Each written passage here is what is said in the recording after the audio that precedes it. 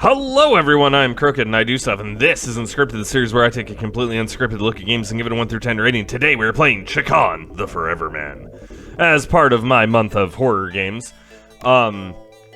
People I know, numerous websites, pretty much everywhere you could possibly think of, was like, oh yeah, this is a horror game. And I'm like, okay, so... this is a horror game. Is it correct? I couldn't tell you, but yeah. Ooh, that was a noise reminiscent of X-Men and...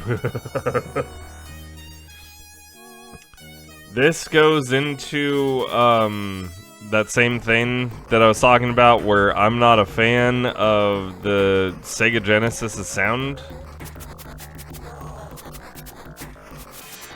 Okay, so I have these... okay. That was a quick and instant death. I've heard a lot about how incredibly brutal this game is.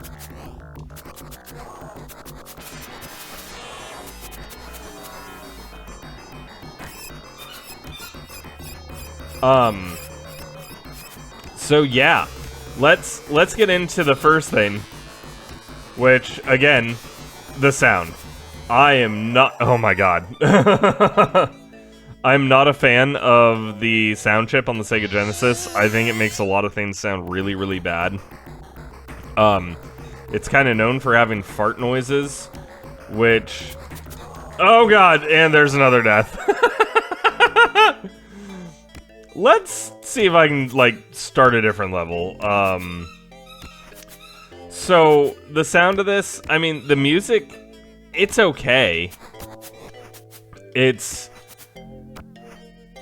when it's nice and calm like this, it's actually not that bad. When it's anything else going on and, like, some of the noises in the level that I've already experienced, it sounds really bad. It's just...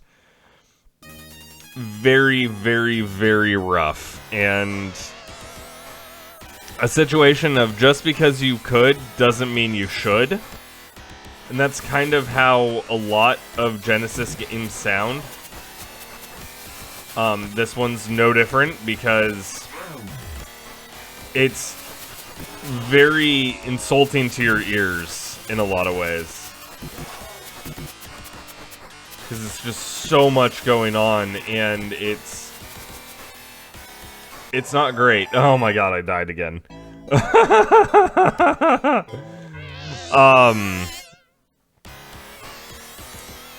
Like, this music might be cool if it was toned down just a little bit. As much as it kind of is blasphemy to say it for a lot of gamers, I think if this had the Super Nintendo sound chips, it would sound pretty good. But with the Sega Genesis sound chips, it's pretty rough.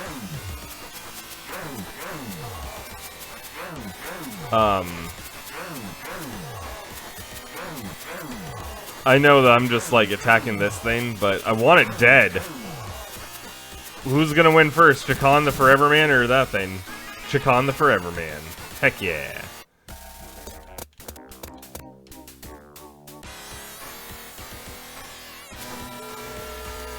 Okay, that was cool. So I can restore my own life. Oh no.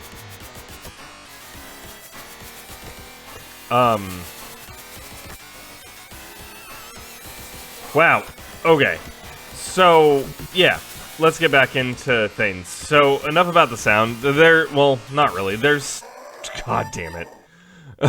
So...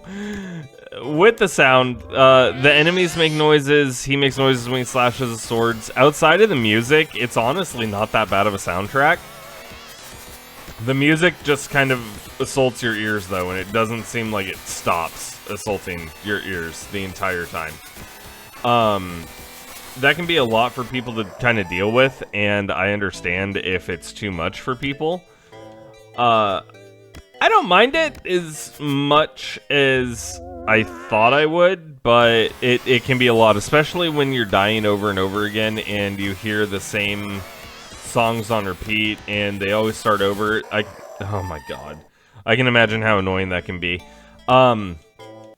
Let's get into the controls, because that's a huge factor of what I'm experiencing right now. So, A does nothing, B attacks, C jumps.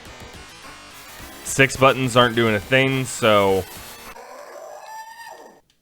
A big part of this is double jumping, right? The problem is, you have a window for when you can double jump, and that's problematic, because you're trying to maximize your height, and that window is so small that a huge number of the deaths I've already experienced have been because it just was past that window, and then I just fall and die. That makes for incredibly frustrating gameplay. The controls are pretty tight, honestly. When I do things, it pretty much does exactly what I want it to do.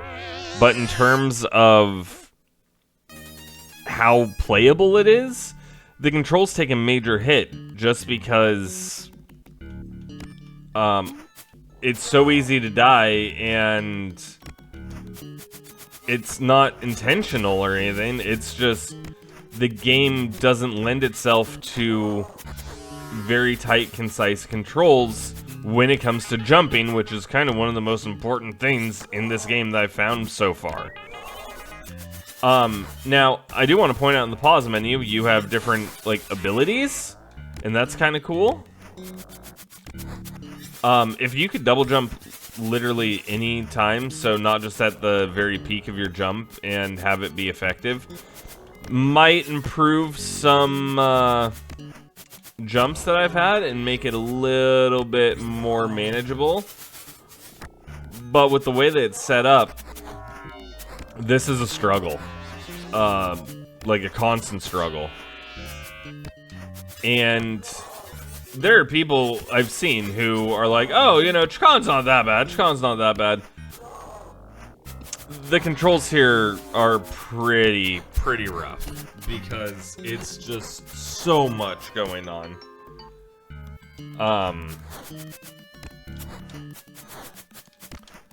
I just learned that you can do that. That's kind of handy. But again, anything hits you, anything, and it's just, you fall. And when you fall, you have to do a whole bunch to get back to where you were. And if you don't double jump at the most proper time imaginable, well, you just fall. This is basically Falling Simulator, and it's really frustrating from that aspect. Where other games, you can kind of time when that double jump would go off. In this, it doesn't let you. It's basically do it at this exact time or you're stuck, and it is so unbelievably frustrating.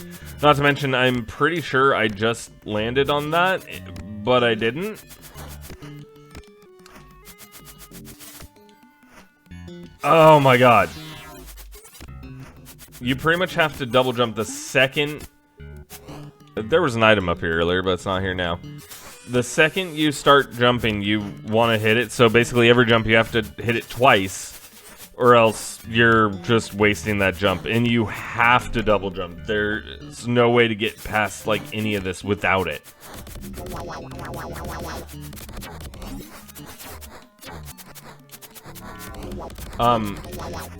It does have the ability to like attack in different directions, but to do it isn't the smoothest either. I'm gonna see if I can... This isn't to restore my health. I'm gonna see what it does, though. Oh. Well, that's dumb. Oh, I guess it makes me invincible, so maybe not that dumb.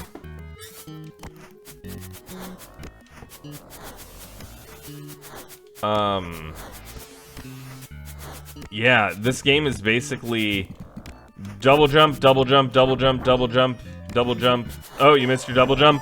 Fall and die. Graphics. It looks creepy.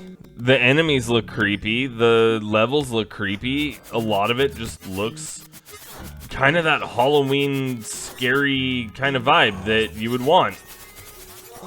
It feels like it would be really good for like a movie. You know, like, from my understanding, the story's pretty solid too. It's someone who was cursed with immortality and he's trying to save the world and basically make himself not immortal because immortality is a blurs. Because, like, you're alive forever, but, you know, you get to watch everything around you die, and, yeah. It's blurst.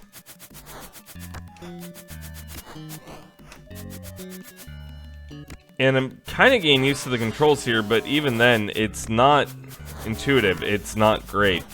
The water effects are pretty cool. The character designs are pretty cool. The enemy designs are really cool. I like those.